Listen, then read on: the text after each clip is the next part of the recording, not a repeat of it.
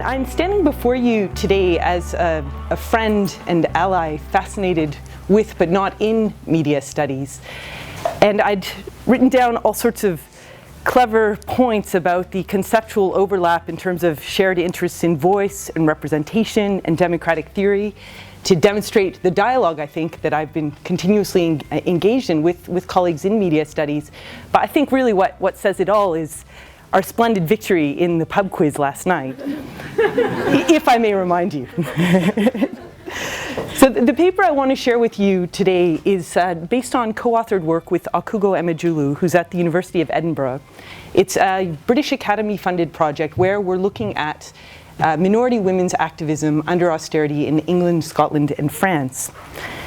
And what we're really interested in and what I want to share with you today is the way in which austerity and economic crisis impacts on minorities' women's activism within, around, and sometimes even against third sector organizations. So we're looking at a very specific site. What we're interested in then is to think about how what we call enterprise culture, which is a theme I think that was very clear throughout sessions and panels yesterday, especially in the final plenary session, has been accentuated, though not created by the recent economic crisis, and what kind of solidarities and activism that does and doesn't make possible by and with minority women in those three cases. Certainly, that's third sector organizations and the spaces around them are sites of neoliberal subjectivation, but what we're particularly interested in is thinking through to what extent they still can be meaningful spaces of struggle and resistance by and with minority women. So there are three points I'd like to address, just to unpack a little bit further for you the aims of the project, a brief note on the how and the method, and I'm happy to say more about that after, and then to share with you some of the key findings specifically around third sector spaces and their political possibilities. So in terms of the aims first, well, what impact does the economic crisis, do austerity measures have on minority women's activism in these spaces? And really the important point here, which is in slight contrast to some emerging work, is that this is not just a study about how austerity measures and policies impact on minority women. It's about activism, it's about response, so it's about contesting marginalization, not just its experience. By minority women, we're not referring to an essentialized identity. We're referring to women who are at the intersection of processes of racialization, of class and gender domination, and very importantly, because migrant women are included in this category, processes of the production of hierarchies of legal status. So this is process and outcome based, and of course it's very important to note this is understood quite differently across the contexts we've looked at. In difference-blind Republican France, the idea of BME, Black Minority Ethnic, just doesn't exist. So there are really important differences as well as commonalities. The context, of course, is the so-called economic crisis. And the reason I say so-called is because of the politics involved in even naming the current moment as a crisis. Here, among others, we draw on work of political scientist Dara Stralovic, who asks exactly this question in the American context. Who has to be affected for it to count as a crisis? This resonates very strongly with the testimony of some of the women in our study, especially, for instance, a Coventry-based women's group, who talk instead about layers of inequality. They talk about the way in which the economic crisis overlays long-standing, pre-existing silent crises and makes them sharper and more accentuated, but it doesn't create them. So to say crisis is already reflecting certain relations of power and privilege, and that's something that has emerged very strongly within the study, and particularly the ways in which minority women are often disproportionately affected because of their location, because they're more likely to be employed by the local state, subcontracted via the private sector in caring, catering professions. As I said, we're not interested in creating a new form of victimology. It's about locating minority women and seeing what the possibilities are for activism, seeing what kind of resistances and what kind of contestations happen within these types of organizations and around them. So how then, the challenge is, how do you capture activism when, in the words of one participant based in London, if you've got a family, you're a single parent, you're a black woman who's probably working 2 jobs with unsociable shifts, you've got tyrant-type bosses who, if you're 1 minute late, they're ready to sack you and you're not in secure employment, then you really haven't got time and you're probably too tired to get up and start campaigning about things. And here's a really important connection to make between possibilities for activism and the increasingly well-documented, seemingly prosaic and mundane hardships of austerity. Lack of access to affordable childcare, lack of ESOL provision, lack of even basic funds for transport costs to go to meeting rooms for grassroots organizations that are no longer freely provided. The reprivatization of women's care. These are all, I'm not going to say that they're preventing activism, but they're constraints. They're very important constraints that participants in our study repeatedly underscored. Having said that, yet, where are the possibilities? The same participant in London who I quoted to you, whose words I shared with you before, said, "I've also seen black women who were not activists before, now involved because of how high the stakes are against us, stacked up against us. And that's what we're encountering, that it's forced them to become active." So it's understanding these different poles, spaces, and possibilities. And we have to undertake this project with the understanding and awareness that only too often minority women are either invisible in public debate as political actors or interpolated in extremely problematic ways, in pathologizing or quite harmful ways. In terms of method, second point, how, and again, I'm happy to say more about this afterwards. We undertook 55 interviews as well as focus groups and a related research project in Scotland, England, and France, and I can say more about the locations. And in terms of the types of organizations involved, we looked across the board. It's important to say here, we didn't just look at feminist or women's organizations, though they're in the sample, because we don't think the onus should just be on those organizations to undertake this kind of intersectional work and to appreciate the parameters of minority women's activism. So we're also talking about anti-poverty organizations, housing organizations, and migrant rights and service provision organizations. In terms of the findings, final point, the broad snapshot, again, resonates very much with the types of points being made, especially in the last plenary session yesterday. I think it was Peter Lewis who was talking about the spread of market language everywhere. Certainly in our work with different third sector organizations, though in different ways for cultural and historical reasons across cases, you see that spread of this enterprise culture and the way it's embedded itself into rationale, into practices, into ethos. Certainly this means budget cuts, and we're not denying their importance, but we would argue that cultural shifts are equally important, the way relationships have changed, and the implications of these changes in culture and relationships for solidarity and for activism. It's that ethos of enterprise, competition, commodification of even service users that has meant that it's not just about losing funds, it is really also about changing relationships. It's about the way people interact between organizations and also within them. So we can think between organizations of the way in which competition for contracts has created what one respondent in Scotland called a phenomenon of protecting one's own fiefdom, of people becoming quite blinkered, of this kind of terror of competition and of the concern for organizational survival. Within organizations, people described, for instance, having their nose to the grindstone from morning to night. A French participant saying, "Oh la la, it's the sword of Damocles. Will we be able to keep our jobs or not?" And for some, increased professionalization of third sector work was in direct competition with more militant political action. They saw that as a trade-off, more professional, less militant, though not by all respondents. So this is a general, I think, familiar rebalancing of relations between state, market, and civil society. But when we situate within that specifically third sector organizations and the possibilities for minority women's activism, what we see are the very interesting and multiple but mandatory ways in which people participate within enterprise culture. For instance, on the one hand, an attitude we might qualify just as a positive endorsement. People saying, well, this levels the playing field. They're more like business partners this way. This is something we'd quite like to try. Others, for instance, in France, where enterprise enters into the scene ostensibly later, especially social enterprise as a term and as a mode of engagement, there's a little bit more resistance. There's this idea of, for instance, even fundraising being a bit of a dirty word. But quietly, gently, even unobtrusively, people articulating enterprising ideals within their work. A woman I interviewed working at a residence for asylum seekers congratulated herself and her organization, saying, well, I'm paraphrasing, but the crisis hasn't really affected us because we anticipated it.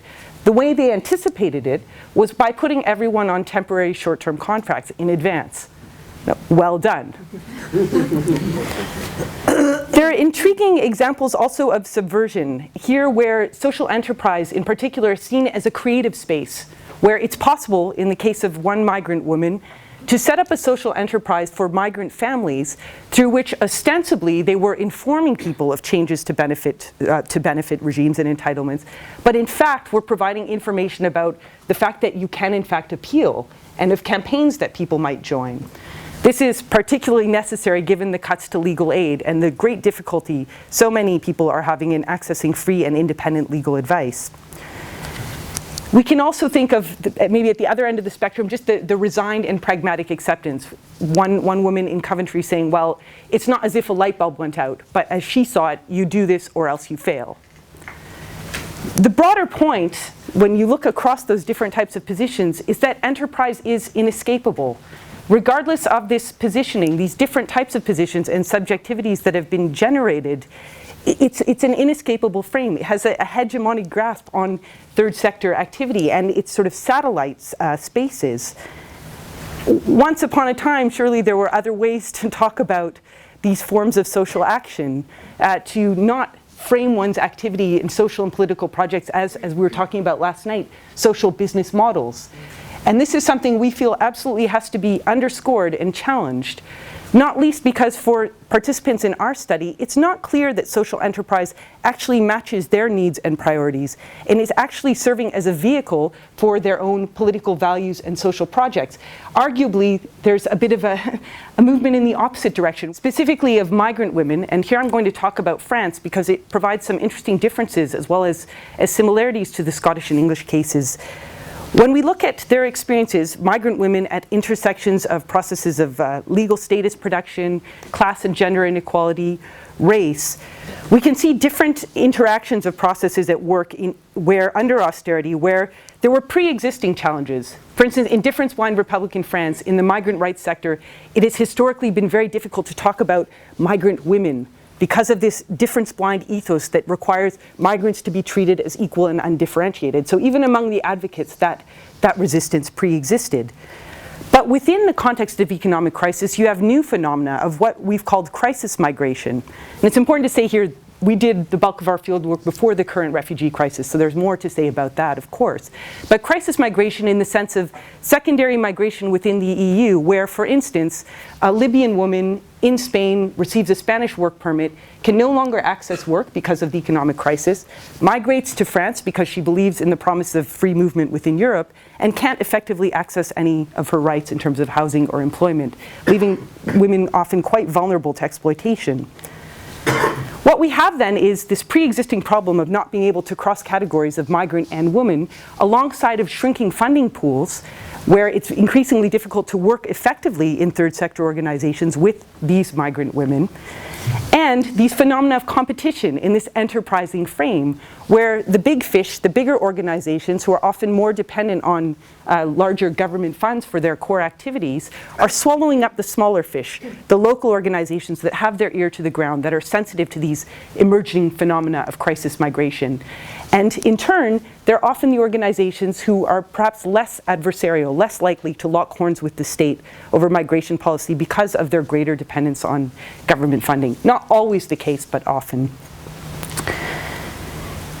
Final remarks in terms of England and Scotland, this kind of shift then, enterprising shift, we've qualified also as a shift from politics and culture of care to one of cuts and competition, which has very important implications for addressing really squarely the themes of this conference, building new forms of community. This affects minority women as third sector workers at the individual level because, for instance, of the difficulty even in entering or re-entering the job market because of the lack of affordable childcare. Also, cuts to public services and things like creche, like ESOL have meant that a lot of those smaller spaces people accessed, women accessed on a regular daily basis that were then a springboard to grassroots organizing have been reduced, if not entirely closed.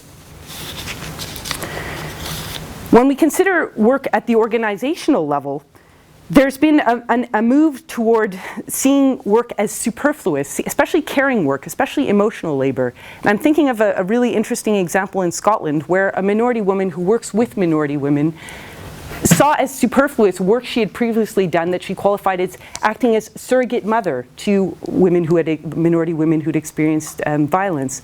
She said essentially that these activities were being seen as superfluous. We have to stick to our core activities, which in their case was providing housing for these women. So it's very interesting then that that kind of line can be drawn, which arguably is very central to the mission of, or has been very central to the mission of many of these organizations, especially minority women-led organizations.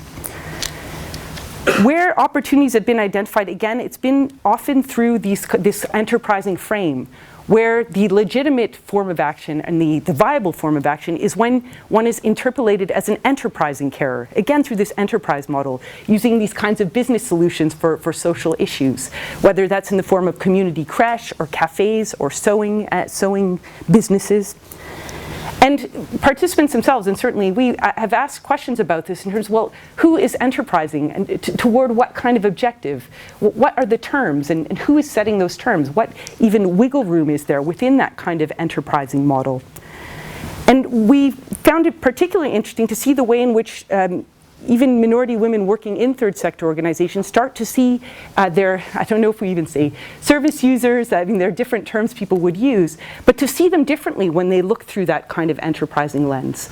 To see where in the past, for instance, looking at migrant women, some organizations have been very proactive in recognizing social and political transformative potential of migrant women because of the ways, especially sometimes compared to men, they're better integrated within local communities, creating links with schools, with hospitals, with local actors. Instead, there's this kind of approach through an enterprising model that often tends toward a deficit rather than a contribution, that they lack business skills, that they lack accountancy, that they lack certain sets of capabilities that are defined very narrowly in these kind of enterprising frames and that tend to exclude or look first for those and then for the social and political transformative potential. So, I mean, in conclusion, we don't want to be depressing. We see possibilities, but we see a lot of challenges because of these displacements of solidarity, because of these cultural kinds of shifts. And we're concerned also about what this means increasingly in terms of building coalitions. When, for example, third sector workers are bidding for calls for tender from local councils that trade union women have opposed. I mean, there are cleavages when people try even to sit around the table that we increasingly observe and that affect minority women's activism and solidarity. We don't want to see this space sucked dry. We don't want to dismiss it. And I should say both Akugo and I have worked in third sector organizations and continue to work with them. But we're concerned as much by these cultural shifts, these changes in relationships, as we are by the material dimensions of the crisis. Thank you.